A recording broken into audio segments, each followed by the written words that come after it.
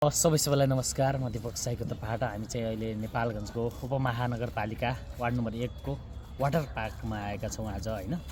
आज सोमबारे बसाइ चाहिँ हाम्रो यता भएको छ। तपाईहरुले देख्न सक्नुहुन्छ वाटर पार्कमा चाहिँ रमणीय दृश्यहरू छन्। अहिले यो रातिको 7-8 बज्दा पनि यसरी चाहिँ तपाईले देख्न सक्नुहुन्छ। यहाँ फोटाहरू खिचिरहेको अनि तालमा माछाहरू खेलिरहेको हैन।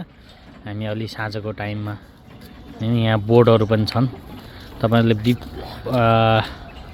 पुष्पलाल चोकदेखि अलि सुर्खेत रोड साइड आएर भित्र जान सक्नुहुन्छ। यहाँ घुम्न आउन सक्नुहुन्छ। दिनमा एकदमै रमाइलो हुन्छ हैन।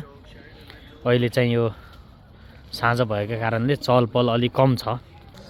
अनि यो साँझको टाइममा यहाँ चाहिँ तपाईहरुले बच्चाहरू ल्याएर घुमाउन पनि सक्नुहुन्छ। एकदमै मन पराएका यी मोटु पातलुहरू चिङ्गम हैन। अनि यता लादे बँसो पतलु हैन, मोटु लगायतका टोलीहरू रहेका छन् हैन। तपाईहरु चाहिँ यसरी आएर यस्तै छ गाइज, घुम्न सक्नुहुन्छ एकदम हैन। बच्चाहरूको फेभरेट कार्टुनहरू छन्।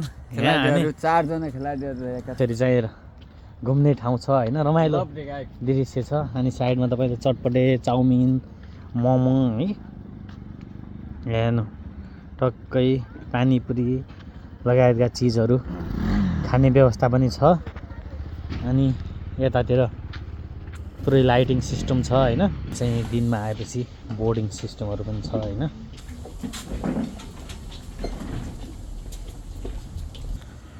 टक्कै तपाईहरु पनि यहाँ आएर घुम्नु होला है। हामी चाहिँ घुमिसक्यौं।